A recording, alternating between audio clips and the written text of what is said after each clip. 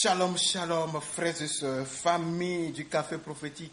Bonjour, heureux de vous retrouver aujourd'hui, jeudi 10 octobre 2024. Nous sommes à notre rendez-vous du matin au Café Prophétique.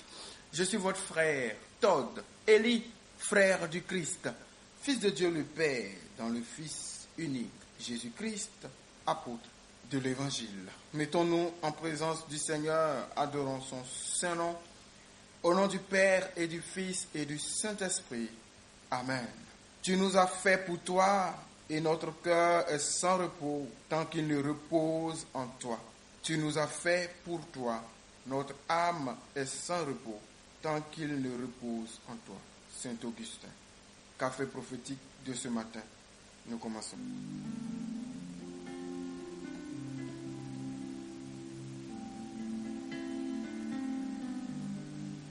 Tous les hommes veulent se sentir aimés.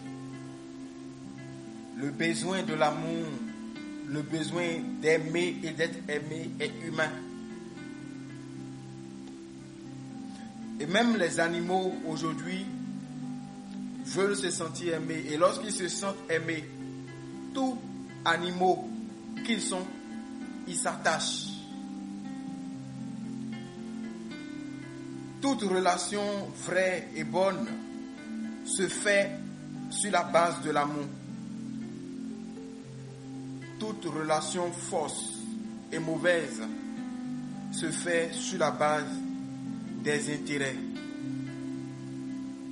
Frères et sœurs, ce que je vais dire maintenant peut ne pas être partagé par tout le monde, mais je pense à deux animaux, le chat et le chien. Le chat est un animal domestique au même titre que le chien.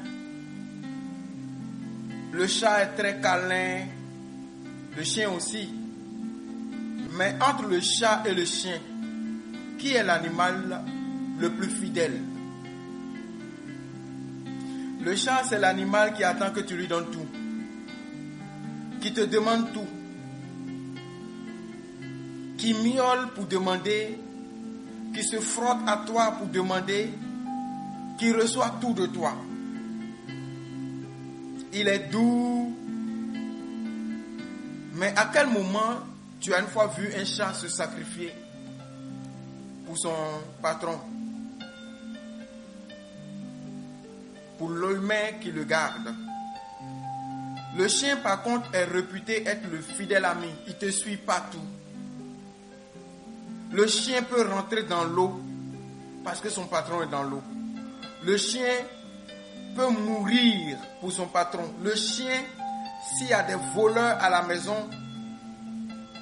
peut donner sa vie pour son patron. Est-ce que c'est le cas pour le chat?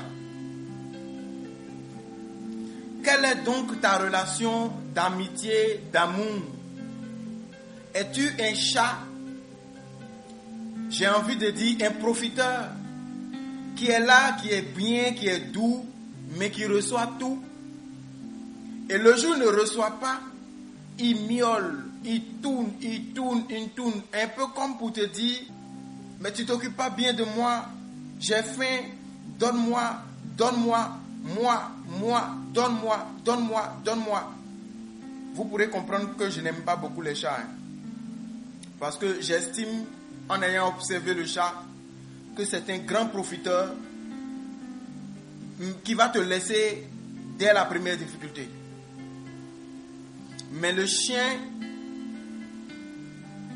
peut avoir faim, mais il est là. Le chien peut perdre tout son poids. Quand il venait chez toi, il était bien gros, dodu. Il est en train de perdre tout son poids, mais il est là. Et malgré qu'il a perdu tout son poids, un voleur rentre dans la maison, le chien peut aboyer jusqu'à mourir. On peut le tuer, mais il va se mettre entre l'agresseur et toi. Donc le chien n'est pas un profiteur, un ami de table, un ami de circonstance. Le chien, c'est un véritable ami. Et un jour, je vous expliquais ici que les rêves, il faut aller dans certaines choses pour comprendre certains rêves.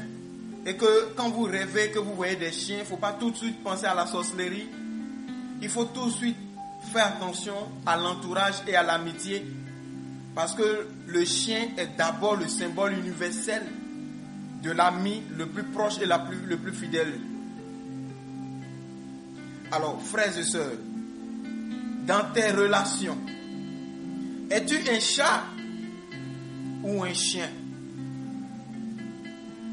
Ça, c'est l'introduction. Maintenant, dans ta relation avec Dieu, et c'est à ça que je veux en venir, es-tu un chat ou un chien? Dans ta relation avec Dieu, est-ce que tu es quelqu'un qui passe tout son temps à miauler, à demander à être cajolé, tout, mais qui ne fait absolument rien pour Dieu? Il y a des chats même, souris encore les poursuit dans la maison. Ça dit, quand il voit souris quelque part, lui il fuit. Et puis il miaule pour dire à son patron que lui il a faim. Je ne vais pas commenter parce que café prophétique elle suffit partout. Mais toi tu ne peux pas être chat. Et puis tu vas voir souris, tu vas fuir. Et tu vas me dire à moi, tort de lit, que toi tu as faim. Vendre, on va te vendre à quelqu'un qui saura comment s'occuper de toi. Suivez mon regard. J'aime pas beaucoup les chats. Frères et sœurs, dans notre relation avec Dieu, sommes-nous chats avec Dieu ou chiens? C'est juste des images pour caricaturer ce que j'essaie d'exprimer. La Bible dit dans le livre de Marc, en son chapitre 3, le verset 14, il en établit 12 pour les avoir avec lui et pour les envoyer prêcher. Vous voyez, quand Dieu attire des hommes à lui, il les attire d'abord pour les mettre dans une relation de proximité, d'amitié, une relation d'intimité, une relation où les deux finissent par se connaître, s'aimer, s'identifier l'un à l'autre au point d'être une seule personne, même comme Jésus est Jésus là-bas et que toi tu es Thomas ici. Vous êtes deux entités différentes, mais à cause de votre synchronisation, parce que vous avez appris à marcher ensemble, à parler ensemble, à manger ensemble, à penser de la même manière, à agir de la même manière. Et ensuite, lorsque Jésus se rend compte que tu es vraiment comme lui, il t'envoie sur le terrain. Parce que sur le terrain, quand toi tu seras sur le terrain, ça sera lui autrement. Et par toi, il sera avec les gens. Il pourra parler aux gens, communiquer sa pensée aux gens, agir auprès des gens, parce que tu feras exactement comme lui aurait fait, le connaissant dans votre relation intime. Beaucoup parmi nous viennent à Jésus, non pas pour être amis de Jésus, frères de Jésus, proches de Jésus, intimes de Jésus. Nous venons à Jésus comme des chats pour recevoir l'affection, l'amitié, l'amour, ce qui n'est pas en soi mauvais. Je l'ai dit à l'entame que tout être humain, tous les êtres, même les animaux, ont besoin de se sentir aimés. Et Dieu qui nous a créés à son image et à sa ressemblance sait que les hommes sont des hommes de besoin. Et le premier besoin humain, c'est celui de l'amour. Or, Dieu lui-même est amour. Et nous pouvons donc être comblés, mais totalement comblés au contact de Dieu. Mais nous allons à Dieu non pas pour lui-même qui est l'amour, nous allons à Dieu pour nous servir de lui, pour avoir l'impression d'être aimé. Or, Dieu n'est pas un moyen, Dieu est la finalité. Il est le but ultime. Frères et sœurs, notre manière de pratiquer la foi la relation avec Dieu est mauvaise. Nous n'aimons pas Dieu, nous nous servons de lui. Et vous constaterez ça même dans l'église. Vous constaterez ça avec les serviteurs de Dieu.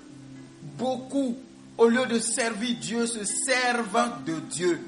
Beaucoup, au point où beaucoup de fidèles, beaucoup de frères et sœurs ont fini par perdre confiance en l'homme de Dieu. On finit par perdre confiance en l'église de Dieu. On finit par perdre confiance en celui qui porte l'évangile du Christ. Parce que désormais, la mode, c'est ceux qui se servent du Christ et non pas ceux qui servent Christ.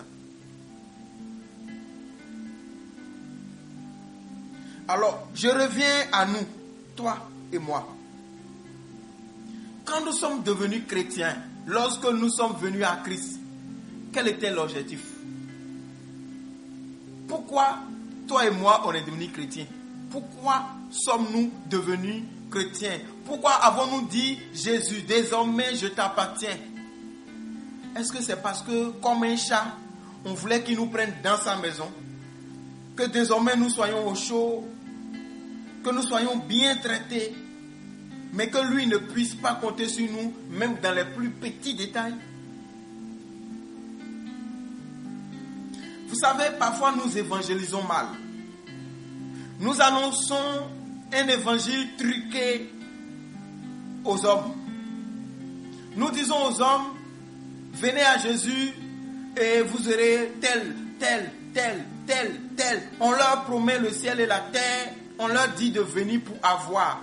Un peu comme un garçon qui drague une fille en mettant ses biens en avant et elle rentre dans la relation et puis il dit il faut m'aimer. Non, elle n'est pas venue pour t'aimer. Tu ne l'as pas draguée en lui faisant savoir qui tu es pour qu'elle t'aime. Tu l'as attirée avec l'argent. Elle est venue avec l'argent. Si l'argent finit, elle part. Et nous venons chez Dieu parce qu'on nous a dit que Dieu peut tout nous donner. Donc on vient chez Dieu comme si Dieu était le moyen par lequel nous allons avoir tout ce dont nous avons besoin. Mais Dieu lui-même, en réalité, on s'en fout. Excusez-moi de l'expression que je vais utiliser, mais j'ai bien envie de l'utiliser. On s'en bat les couilles. On s'en tape lui-même. Lui-même, on s'en tape. Il n'a qu'à nous donner ce que nous on veut. On veut enfant, on veut mariage, on veut voyager, on veut réussir socialement, professionnellement, matériellement, financièrement. On veut être en bonne santé. En fait, on veut avoir la belle vie auprès d'un Jésus que nous n'aimons pas. Et nous lui faisons croire qu'on l'aime lorsqu'il finit de nous donner ce que nous voulons et que nous sommes satisfaits. Nous disons, ouh, il est vraiment bon. Vous voyez, nous les hommes sont bons quand nous, on peut profiter d'eux. Et ça, c'est dans toutes les institutions humaines, religieuses, politiques, tout. Même dans les amitiés, les gens sont bons quand on peut profiter d'eux. Oh, il est bon, il est obéissant, tous les superlatifs pour te qualifier, tant qu'ils peuvent te manipuler, tant qu'ils peuvent te sucer. Mais quand ils ne peuvent plus te manipuler, te sucer, faire de toi leur cul-dent, ils te jettent, ils te traitent de mauvais, orgueilleux. En fait, tout ce qui est mauvais là, c'est toi. Parce qu'ils ne peuvent plus tirer parti de toi. Tu verras alors pourquoi beaucoup de chrétiens traitent Dieu de... Est-ce que Dieu même, il est mauvais? Parce que Dieu ne leur a pas servi leur bol de lait.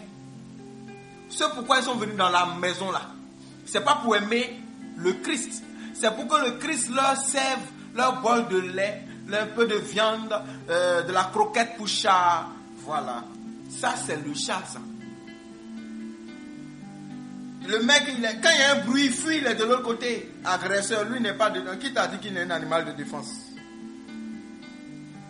Lui, il va fuir, le chat. On n'est pas là pour Dieu. C'est pourquoi, lorsqu'il y a quelque chose quelque part, Non, nous, on n'est pas là pour se sacrifier pour le Christ. Lui peut se sacrifier pour nous, c'est tant mieux. Mais nous, pour lui, pourquoi? Quand Dieu ne nous donne pas ce qu'on veut net, tout le monde sait en même temps qu'il n'est pas un bon Dieu. Il est mauvais, il ne donne pas. Dieu là, il est lent. Et on est prêt à aller ailleurs. Et quand on nous demande en tant que chrétien de témoigner de notre Dieu là, non, c'est la cata. Quel témoignage on va donner? On n'a pas encore mangé. Aujourd'hui, depuis le matin, on est venu au marché, on n'a pas encore vendu. Ce mois-ci, l'entreprise n'a pas fait un gros chiffre d'affaires. Depuis que je suis marié, je n'ai pas encore eu d'enfant. D'ailleurs même, regarde mon âge, je ne travaille pas. C'est quel Dieu ça? Qui vous a fait croire que Dieu là, c'est notre baby sister?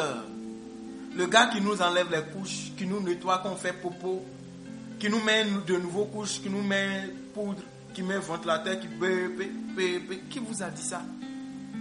Un peu de respect. Vous savez, il y avait un frère, sourd et muet, que les gens sont venus évangéliser pour qu'il donne sa vie à Jésus.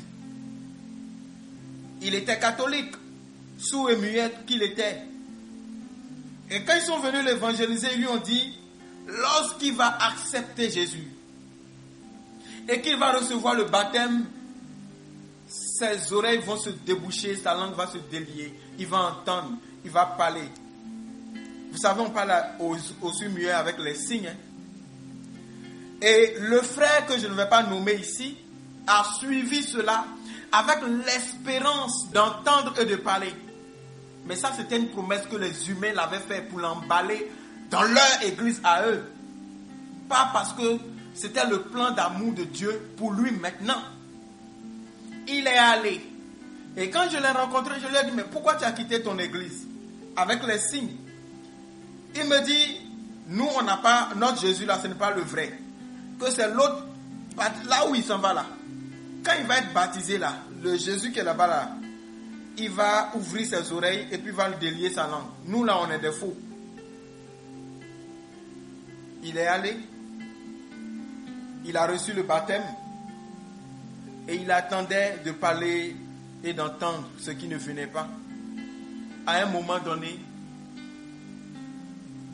il a commencé à être virulent contre tout ce qui est église. Et donc, tu vois, quand il veut dire vous les chrétiens, il met la main sur vous comme ça et puis il fait le signe de la croix pour dire, vous qui priez là, vous êtes tous des menteurs. Il fait le geste et puis il vient vers la bouche, il fait le geste, bon bref, vous ne me voyez pas. Vous êtes tous des menteurs. On m'a promis que Dieu allait m'ouvrir les oreilles, me délier la langue et il n'a pas fait. Donc votre Dieu là c'est un faux, il n'existe pas, vous l'avez créé, il n'existe pas. Voilà comment nous créons les faux convertis. Parce que nous sommes des faux évangélisateurs. Nous n'aimons pas vraiment Dieu. Nous en faisons un business. Nous faisons de Dieu notre parapluie qui va nous garder du soleil, de la pluie. Mais on n'a pas d'amour pour les parapluies. Nous attendons tout de Dieu. Mais les intérêts de Dieu, ça nous importe très très peu. Or, il est écrit en Matthieu 6, 33. Cherchez premièrement le royaume de Dieu et sa justice, et toutes ces choses vous seront données par-dessus. C'est deux choses qu'il faut chercher. 1, le royaume de Dieu. 2, sa justice. C'est-à-dire, 1, le salut éternel. 2, le mode de fonctionnement, le système de pensée, le mode d'action du royaume. Ce qui est bon, ce qui n'est pas bon, ce qu'il ne faut pas faire, parce que notre royaume dit, c'est pas comme ça, on ne pratique pas, on se coupe de ce que le royaume ne veut pas, on accueille ce que le royaume veut, et on reste là, parce qu'on se considère comme fils du royaume.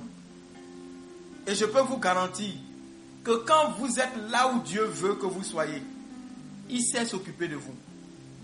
Il ne suffit pas d'abord d'être chrétien tout de suite pour tout avoir. C'est pourquoi on est venu à Jésus pour tout avoir. C'est faux, c'est pas comme ça. On nous a blagué. Vous vous êtes trompés. Nous nous sommes trompés. On ne vient pas à Jésus pour tout avoir. On vient à Jésus pour rester avec Jésus. Marc 3, 14. Nous venons à Jésus pour rester avec Jésus lui-même d'abord. Et puis après, Jésus nous envoie. Je vous caricature la chose rapidement. Quand Jésus t'envoie, il te donne maintenant les moyens pour prendre ce qu'il t'envoie prendre. Mais tant qu'il ne t'a pas encore envoyé, il ne te donne pas les moyens. Pour le moment, reste avec moi.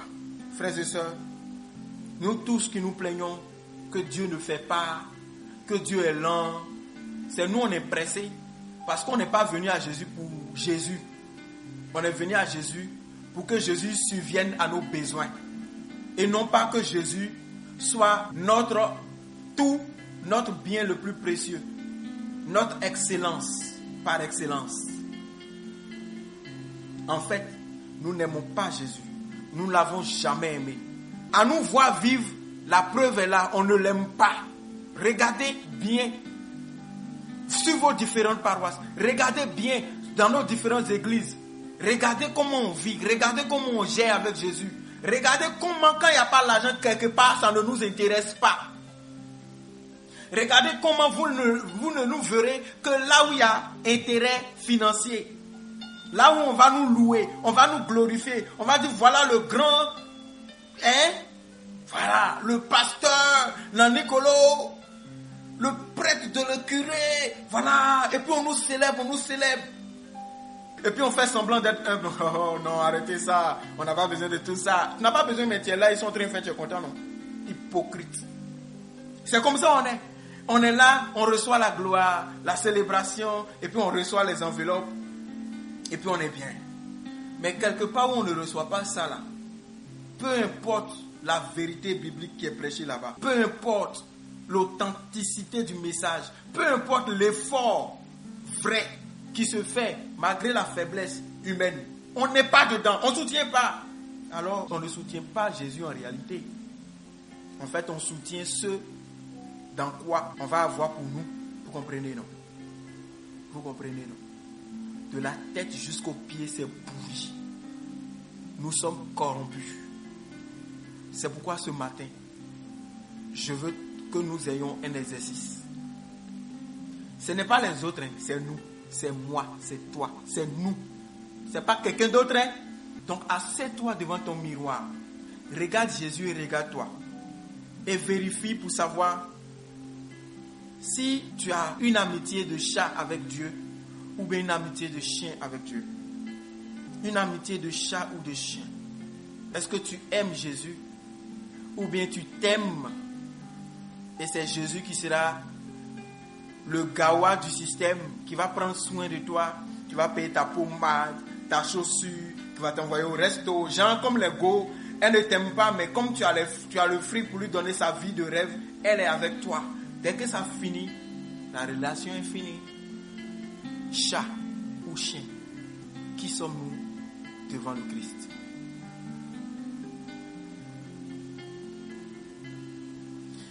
J'aimerais, s'il vous plaît, vous proposer, réécouter ça encore le soir avant de dormir. Et comme la nuit porte conseil, faisons notre examen de conscience pour savoir si demain on peut laisser Jésus. Quand tu auras fini ta méditation et ton examen de conscience, formule toi-même une prière et parle à Dieu. Café prophétique de ce matin, nous nous arrêtons là. Je suis votre frère Todd Eli. Je suis heureux d'être le canal par lequel Dieu vous parle. Excellente journée. Que Dieu nous garde. Au nom du Père et du Fils et du Saint-Esprit. Amen.